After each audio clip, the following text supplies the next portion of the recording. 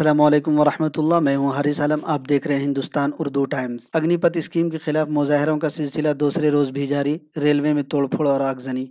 मरकजी हुकूमत की अग्निपथ स्कीम के खिलाफ एहतजाज का सिलसिला लगातार दूसरे दिन भी जारी है और बिलखुसूस बिहार के नौजवान इसके खिलाफ शदीद मुजाहरा कर रहे हैं। गुज़िश्ता रोज जहां मुजफ्फरपुर, आरा और बक्सर में नौजवानों ने जबरदस्त एहतजाज किया, वहीं आज यानी जुमेरात को जगह जगह से मुजाहरे की इत्तलात मौसूल हो रही है। सोशल मीडिया पर तरह तरह की वीडियो सामने आ रही है। कहीं मुजाहिरीन ट्रेनों में आग लगा रहे हैं तो कहीं बसों को जला रहे हैं, जबकि कुछ नौजवान रेलवे ट्रैक पर भी धरना दे रहे हैं।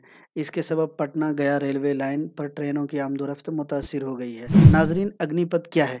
अग्निपथ स्कीम के तहत 17 से 21 साल के नौजवानों को फौज में 4 साल के लिए कॉन्ट्रैक्ट पर भर्ती किया जाएगा, लेकिन स्कीम के तहत भर्ती किए गए नौजवानों में से बेशतर को सिर्फ 4 साल के बाद बगैर पेंशन और दीगर फवाइद के लाजमी रिटायरमेंट दे दी जाएगी। ये एहतजाज और हंगामा इसलिए हो रहा है कि मंगल को वजीर दिफा राजनाथ सिंह ने इस मंसूबे या इस स्कीम का ऐलान किया था, मगर मुजाहिरीन इसको मानने को तैयार नहीं है। मुजाहिरीन का कहना है कि उन्होंने मुसल्लह फौज के लिए दरकार फिजिकल टेस्ट पास कर लिया, लेकिन गुज़िश्ता 2 सालों से कोई भर्ती नहीं हुई। फौज में भर्ती का पुराना निज़ाम बहाल किया जाए। आइए हम आपको तोड़फोड़ और आगजनी की कुछ वीडियोस दिखाते हैं।